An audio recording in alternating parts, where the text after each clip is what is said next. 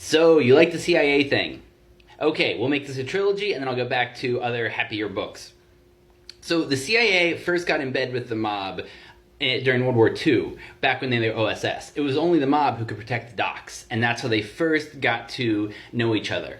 And then after that, if you want to stop drugs, the problem is that all the parties involved aren't going to be talking to you or fessing up about it, unlike other types of crime. So you need informants in the system. So what happens at a city level, where you build up a network of informants and get in bed with them and eventually get dirty because all that easy money is just laying around, is exactly what happens at the international level. They're mirrors for each other, microcosms. So if you want to know about the CIA, in one sense you need to watch The Wire, the HBO documentary series, because that is, I think, the war and peace of our generation. Amen.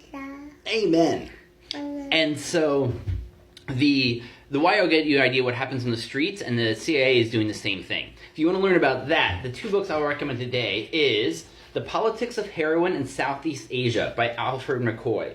Yeah, the CIA tried to get this one banned, but somehow this academic got it published, and it's all about how the CIA was one of the major drug runners during Vietnam. You've probably heard about smuggling out heroin in body bags. That was a real thing.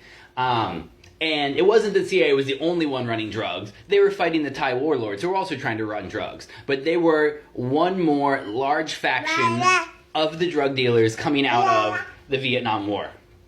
Yes. Yeah, Papa has happy stuff.